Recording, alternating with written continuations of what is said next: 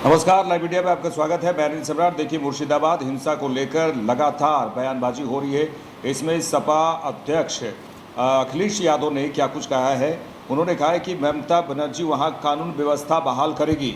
Samajwadi party अध्यक्ष अखिलेश यादव ने इस बात को कहा है कि मुझे पूरा भरोसा है कि रामजी लाल सुमन के बारे में भी उन्होंने कहा कि रामजी लाल सुमन के साथ किसी भी तरह का अपमानजनक व्यवहार नहीं कर पाएगा प्रशासन। अगर सरकार ने इसके लिए अभी भी खुली छूट दे रखी है तो इसके लिए सरकार जिम्मेदार है। उन्होंने मुर्शिदाबाद हिंसा पर कहा कि ममता बनर्जी वहाँ कानून व्यवस्था बहाल करेगी। केंद्र सरकार ने व्यवस्था खराब की है। केंद्र सरकार पर उन्होंने सीधे सीधे आरोप लगाया और उन्होंने कहा कि केंद्र सरकार ने व्यवस्था खराब की है। केंद्र सरकार जानबूझकर यह कानून लेकर आई है। वे बंगाल, बिहार और उत्तर प्रदेश में चुनाव जीतने में विफल रहेंगे और अपनी विफलता को छिपाने के लिए उन्होंने जानबूझकर बफ बिल लाकर यह माहौल बनाया है।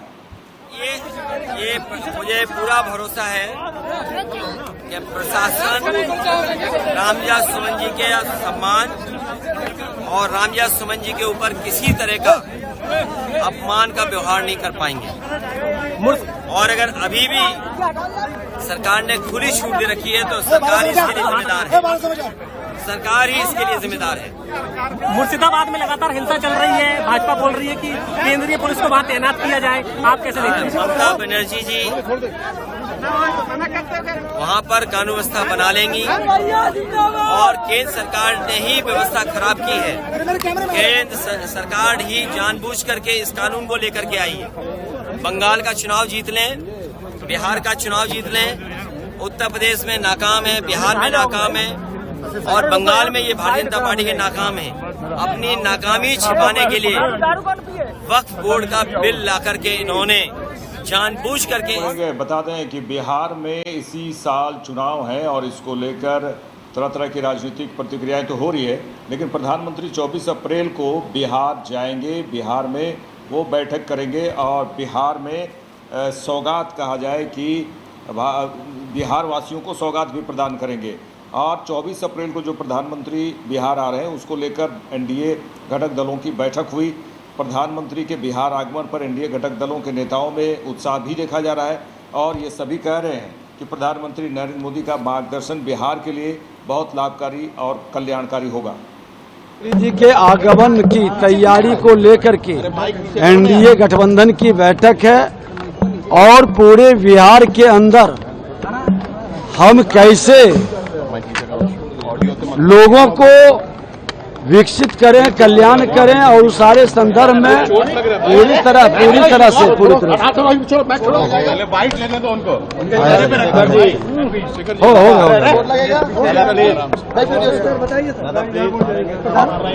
ये एनडीए की बैठक में सभी लोग प्रधानमंत्री जी के कार्यक्रम की तैयारी है और लगभग 10 विधानसभा क्षेत्र इसके अंदर कवर हो रहे हैं और ये पंचायती राज व्यवस्था, ग्रामीण विकास विभाग, ये तमाम विभाग की योजनाओं की कहीं न कहीं जनता के कार्यों में उनकी उपयोगिता, सहभागिता और प्रधानमंत्री का मार्गदर्शन बिहार के लिए बड़ा लाभकारी होगा, कल्याणकारी होगा। ये प्रशांत किशोर कल जिस तरीके से रैली की उसको लेकर क्या कहेंगे? देखिए, लोकतंत्र में सबको रैली करने का अधिकार है। अभी जैसे जैसे चुनाव आएगा कई पार्टी आएंगे, सब लोग रैली करेंगे, लेकिन अब बिहार को जरूरत है सत्ता के लिए नहीं, सुशासन के लिए, विकसित बिहार के लिए, बिहारी के सम्मान के लिए। मुख्यमंत्री कौन होगा इंडिया का? ये आप लोगों का प्रश्न का जवाब एक बार नहीं कई बार मिला है और बार ये प्रश्न वही उठाते हैं जिसको कहीं न कहीं मन के अंदर द्वंद्व या नकारात्मक भाव रहता है। देश के यशस्वी प्रधानमंत्री जी बिहार आ रहे हैं और उसकी तैयारी की बैठक है। पूरा एनडीए मिलकर आदरणीय प्रधानमंत्री जी के कार्यक्रम को सफल बनाने का काम करेंगे और हम लोग आदरणीय शिवराज जी से भी आग्रह करेंगे कि पिछले बार प्रधानमंत्री जी आए थे तो उनको 8 लाख पक्के मकान बिहार के गरीबों को देने का काम किया था। इस बार भी आग्रह है कि 5 लाख हमारे लिस्ट में बचे हुए हैं। 13 लाख पक्के मकान गरीबों को देने हैं और नया लिस्ट भी हम बनाने का काम कर रहे हैं। लेकिन 5 लाख जो पक्के मकान देने हैं उसके लिए भी विशेष तौर पर आग्रह कर रहे हैं कि बिहार को देने की कृपा करें। चुनावी आगाज है क्या? तो प्रधानमंत्री के आगमन के लगातार आदरणीय प्रधानमंत्री जी अभी 2 बड़े कार्यक्रम कर चुके हैं और आगे भी कई कार्यक्रम करेंगे। आप देख रहे होंगे इस प्रदेश में एम्स के निर्माण के लिए, बीच में आपने देखा कि किसान सम्मान निधि जब देश में लगभग 10 करोड़ से अधिक लोगों को देने का काम किया गया, बिहार आए, कई चीजों का शिलान्यास और उद्घाटन भी करते हैं। अभी कई सौगातें हमें मिली है, चाहे वो इरिगेशन का मामला हो, फ्लड से जुड़े हुए हो या एयरपोर्ट्स के मामले हो, और आगे भी कैसे विकसित बिहार हो, देश कैसे विकसित हो, इसकी पूरी कल्पना पर एनडीए काम कर रहा है। बिहार के नौजवान बाहर नहीं जाए, इसकी पूरी चिंता सरकार कर रही है। आपने देखा कि उद्योग के लिए भी किस तरह 1,80,000 करोड़ का इन्वेस्टमेंट बिहार आने का काम किया। इसलिए पूरी तरह प्रधानमंत्री जी का पूरा सहयोग है और लगभग 40,000 करोड़ रुपया भारत की सरकार के PSU से हमने MOU किया है। तो पूरी तरह इन्वेस्टमेंट बिहार में होगा, बिहार के लोगों को रोजगार मिलेगा और बिहार में ही रहकर अपने जीवन को यापन को करने का काम करें। के लिए हम लोग आए हैं कि 24 तारीख को आदरणीय प्रधानमंत्री जी मधुबनी आ रहे हैं और हमारे मुख्यमंत्री नीतीश कुमार जी भी उस कार्यक्रम में रहेंगे। पंचायती राज विभाग का कार्यक्रम है और स्वाभाविक प्रधानमंत्री जी आ रहे हैं तो उस पूरा क्षेत्र के लोग वहां आएंगे। उसी की तैयारी की बैठक, एनडीए की बैठक हुई है और कैसे कैसे तैयारी करना है उसी पे चर्चा थी। अभी मीटिंग चल ही रही है, हम लोग भी अपनी बात रखे हैं। अब मुझे लगता है कि बहुत बड़ा ऐतिहासिक वो इसलिए भी कि भारत सरकार का, प्रधानमंत्री जी का, मुख्यमंत्री जी का विशेष ध्यान मिथिला और उस क्षेत्र पे रहा है। इसी बार बाढ़ के लिए कितना मदद बजट में किया गया या जो अन्य काम हो रहा है, एयरपोर्ट से लेके, एम्स से लेके, मखाना बोर्ड से लेके बहुत सारा काम वहाँ के लिए भी, तो लोगों में उत्साह भी बहुत है उनके आने से। और हमारे मुख्यमंत्री जी का भी विशेष ध्यान हमेशा से मिथिला के ऊपर रहा है। इसीलिए हमको लगता है कि आप ये समझिए कि ये कार्यक्रम शायद बिहार का सबसे बड़ा कार्यक्रम 24 अप्रैल को होने वाला है। इतना बड़ा कार्यक्रम बिहार ने नहीं देखा। नहीं, अभी तो कार्यक्रम तोहफा तो दोनों बजट में क्या बोला गया कि ये बिहार का बजट है, तो तोहफा तो मिल ही रहा है।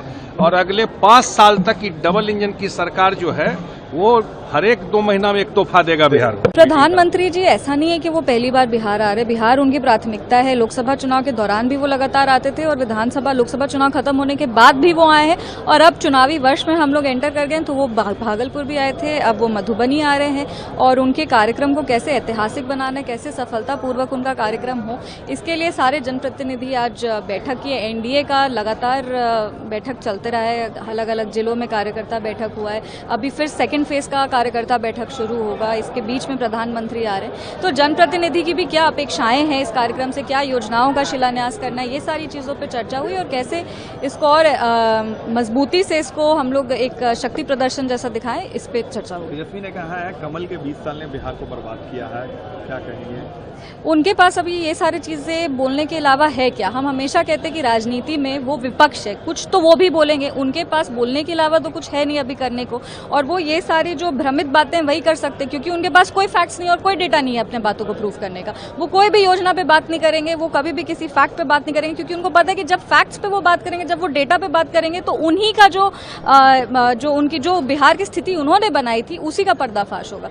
तो वो ये सारी जो भ्रमित बातें हैं वो करना चाहते हैं। वो पहले भी यही बोले थे कि लोकसभा चुनाव में एनडीए मजबूती से वापस नहीं आएगा, पर लोकसभा चुनाव में एनडीए बाउंस बैक किया, उसके बाद उपचुनाव हुआ, उसमें भी एनडीए बाउंस बैक किया और अब विधानसभा में हम पूरी तरीके से गारंटी के साथ कह सकते हैं कि आरजेडी इस विधानसभा चुनाव के बाद खत्म हो जाएगी। आखिरी सवाल, प्रशांत किशोर ने कहा है नवंबर में नीतीश कुमार का पॉलिटिकल फ्यूनरल कर देंगे। प्रशांत किशोर जी जो है उनको खुद मतलब एक कह सकते हैं ना कि वो अपनी असफलता को अपने बयान के पीछे छुपा रहे हैं। वो ऐसा बयान दे रहे हैं पर हमने लगातार देखा है कि वो लगातार जितनी भी रैलियां कर रहे हैं, जितना भी काम वो कर रहे हैं वो असफल हो रहे हैं। तो कहीं ना कहीं उनको अपनी पॉलिटिकल स्ट्रैटेजी पे ध्यान देना चाहिए। और जो हम लोग लेकर आरजेडी के प्रमुख आरजेडी नेता तेजस्वी यादव ने कहा कि किस तरह से बिहार में कैसे बिहार में भारी मात्रा में शराब की खेप पहुंच रही है। आरजेडी नेता तेजस्वी यादव ने कहा कि अगर 3 करोड़ लीटर से अधिक शराब बिहार में आने के बाद भी पुलिस दोषी नहीं है तो फिर बिहार में तरक्की कौन कर रहा है? क्या इसका यह मतलब नहीं है कि पुलिस भी इसमें संलिप्त है?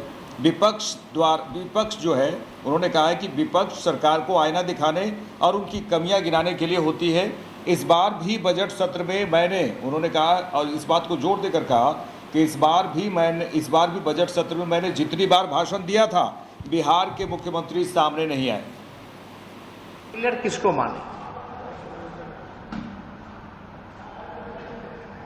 और अगर फेल हुई है ये पुलिस प्रशासन, तो पुलिस प्रशासन में जिन लोगों को जिम्मेदारी मिली हुई है, अधिकारी जो लोग हैं, एक अधिकारी बता दे जिन पे इन लोगों ने जो है कार्रवाई किया हो, तो ये बड़ा सवाल है। और इसलिए हमने कहा कि इस कानून को जो है इन लोगों ने इंस्ट्रूमेंट बना लिया, एक टूल बना लिया है पूरी तरीके से भ्रष्टाचार का, वसूली का, डराने धमकाने का। और इस कानून के तहत कई निर्दोषों को भी डरा धमका करके जो है पुलिस के लोगों ने उल्टा काम किया। अगर 3 करोड़ 86 लाख 97,000 लीटर शराब बिहार में आने के बाद भी अगर इसकी दोषी पुलिस नहीं है, उच्च स्तरीय पुलिस अधिकारी नहीं है, तो बिहार में तस्करी कौन कर रहा है? क्या इसका मतलब ये नहीं कि पुलिस भी तस्करी में लिप्त है? और ये हम माननीय नीतीश कुमार जी से जवाब देना चाहते हैं। आजकल एक फैशन बन गया है कि कभी भी लीडर ऑपोजिशन, नेता विरोधी दल अगर सवाल पूछता है तो किसी पुलिस अधिकारी को बैठा करके जवाब दिलवा दिया जाता है। तो सरकार में बैठे मंत्री क्या हैं फिर? मुख्यमंत्री कहाँ है? क्यों चुप्पी साधी हुई है? उसको तो आकर के उनको जवाब देना चाहिए। हेड ऑफ द डिपार्टमेंट कौन है? हेड ऑफ द स्टेट कौन है? हाउस का लीडर कौन है? वो खामोश रहते हैं। और लोकतंत्र में, लोकतंत्र के मंदिर में तो इसीलिए ऑपोजिशन है ना कि सरकार को आईना दिखाए, सरकार की कमियों को गिनाए, और हाउस में जवाब सरकार को देना पड़ता। सरकार बहस नहीं करती है, सरकार चुप रहते हैं।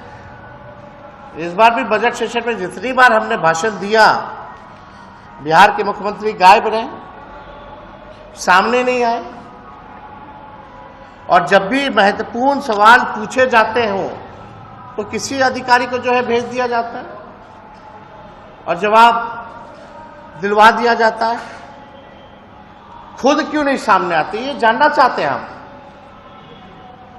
अब आप देखिए, बताइए, अगर पटना में शराब उपलब्ध है तो इसका सीधा अर्थ है कि बिहार बॉर्डर पार करने के बाद कम से कम 4-5 जिला आता है पटना, और 12-15 से अधिक थानों की सीमा पार कर पटना पहुंचती है, फिर भी ये पकड़े नहीं जाते। मतलब बॉर्डर तो पार किया, कई थानाएं, कई जिलाओं पार करके भी पटना आ जाता, फिर भी जो है शराब हजारों करोड़ लीटर में यहां उपलब्ध है। क्या ये सच नहीं है? ये सबसे महत्वपूर्ण बात है कि जो अधिकारी डीके टैक्स नामक व्यक्ति को डीके टैक्स नहीं देगा, जितना अधिक चढ़ाता है डीके व्यक्ति नामक को, डीके टैक्स जितना चढ़ाया जाता है, जितना अधिक चढ़ावा, उतने ही जो अधिकारी हैं उनको क्रीमी पोस्ट और प्रमुख अखिलेश यादव ने एक बार फिर बीजेपी पर हमला बोला है। उन्होंने कहा कि बीजेपी एक एक कर जो फैसला ले रही है वो संविधान को कमज़ोर करने की कोशिश है। देखिए, सपा प्रमुख अखिलेश यादव ने कहा कि बीजेपी एक एक जो फैसला लेकर संविधान को कमज़ोर कर रही है। मैं उन सभी कार्यकर्ताओं और नेताओं को बधाई देना चाहता हूं जिन्होंने अंबेडकर जी की प्रतिमा लगाकर यह संकल्प लिया कि हम बाबा साहेब भीमराव अंबेडकर द्वारा दिखाए गए रास्ते पर चलकर भारत को और मजबूत बनाने का काम करेंगे। बाबा साहेब भीमराव अंबेडकर जी का दिया हुआ संविधान हम सभी को सम्मान के साथ जीवन जीने का रास्ता दिखाता है। पार्टी ने कार्यक्रम जो तय किया था 14 तारीख तक बाबा साहब भीमराव अंबेडकर जी के बारे में और बाबा साहब भीमराव अंबेडकर जी का जो जीवन का संघर्ष और किस तरीके से आज जो राजनीतिक परिस्थितियां बनी हैं जिसमें भारतीय जनता पार्टी एक एक कर के एक फैसला लेकर के संविधान को किस तरीके से कमजोर कर रहे हैं। मैं बधाई देना चाहता हूं कार्यकर्ताओं को, नेताओं को जिन्होंने बाबा साहब अंबेडकर जी की प्रतिमा लगा करके ये संकल्प लिया है कि जो रास्ता बाबा साहब भीमराव अंबेडकर जी ने दिखाया था उस रास्ते पे चल करके इस देश को और मजबूत बनाने का काम करेंगे। बाबा साहेब भीमराव अंबेडकर जी का दिया हुआ संविधान हम सब गरीबों के लिए, खासकर जो बहुजन समाज के लोग हैं, पीड़ित, शोषित, वंचित लोग, उनके लिए समय समय पर ये कवच बनकर के काम करता है। बाबा साहब भीमराव अम्बेडकर जी का दिया हुआ संविधान हमारे लिए, सबके लिए एक रास्ता दिखाता है कि जहां पर सम्मान के साथ जीवन जी सकेंगे। और उसी संविधान को भारतीय जनता पार्टी कमजोर करना चाहती है। हम सब मिलकर के बाबा साहब भीमराव अम्बेडकर जी के रास्ते पे चल करके, डॉक्टर लोहिया जी के रास्ते पे चल करके, और जो नेताजी ने संघर्ष का रास्ता समाजवाद को हाथ में दिया है। आरजेडी नेता तेजस्वी यादव जिस प्रकार से बीजेपी पर लगातार हमलावर हैं, क्योंकि चुनाव भी है, उसी को लेकर केंद्रीय मंत्री चिराग पासवान ने कहा है कि आरजेडी का शासन जंगल राज था। और अपने 15 साल का भी बता दीजिए, 90 के दशक से लेके अभी तक, 90 के दशक से लेके 2005 तक जिस तरीके से इनके परिवार के सदस्य बिहार में मुख्यमंत्री के पद पर रहे, जिसकी वजह से बिहारियों को बिहार छोड़कर जाना पड़ा। कारण सिर्फ और सिर्फ वो जंगल राज था, कारण सिर्फ और सिर्फ राजद का वो शासनकाल था जिसकी वजह से बिहार में पलायन शुरू हुआ। अपराध और अपराधियों का संरक्षण करते करते आज भी अगर अपराध को नियंत्रित करने में सरकार को कठिनाई आती है तो संरक्षण उस वक्त जिस तरीके से इन लोगों ने अपराध और अपराधियों को इतना ज्यादा बड़ा कर दिया कि उनको नियंत्रित करने में आज भी हम लोग को मेहनत करनी पड़ती है। तो जब ये दूसरे के ऊपर 24 अप्रैल को प्रधानमंत्री नरेंद्र मोदी बिहार आ रहे हैं, इसको लेकर बीजेपी कार्यकर्ताओं और पदाधिकारियों में सभी उत्साहित हैं। इसी को लेकर केंद्रीय मंत्री शिवराज सिंह चौहान ने कहा कि बिहार के लोगों को कई सौगात भी प्रधानमंत्री देंगे। उन्होंने कहा है कि एनडीए की राज्य और केंद्र सरकार विकसित भारत के लिए विकसित बिहार का निर्माण कर रही है। यह हमारा सौभाग्य है कि प्रधानमंत्री नरेंद्र मोदी 24 अप्रैल को बिहार के लोगों को कई सौगात देने जा रहे हैं। भारत के लिए विकसित बिहार एनडीए की दोनों सरकारें मिलकर बना रही है। प्रधानमंत्री श्रीमान नरेंद्र मोदी जी के नेतृत्व में बिहार के विकास के लिए और जनता के कल्याण के लिए अनेकों सौगातें दी गई है, दी जा रही है। और दूसरी तरफ हमारे यशस्वी मुख्यमंत्री श्रीमान नीतीश कुमार जी के नेतृत्व में बिहार के विकास और जन कल्याण के अनेकों कार्यक्रम चल रहे हैं। 24 अप्रैल को पंचायती राज दिवस है। आदरणीय ललन बाबू जी उस विभाग के मंत्री हैं। इस अवसर पर पंचायती राज के चुने हुए प्रतिनिधियों का सम्मेलन तो हो गई और पूरा देश उससे जुड़ेगा। चुने हुए जनप्रतिनिधि पंचायती राज के देश के हर राज्य से जुड़ेंगे, लेकिन उसके साथ ही अनेकों प्रोजेक्ट का लोकार्पण होगा, शिलान्यास होगा और ग्रामीण विकास विभाग की योजनाओं का लाभ भी बिहार की जनता को दिया जाएगा। मुझे बताते हुए खुशी है कि प्रधानमंत्री जी जब यहां पधार रहे हैं तो पिछले साल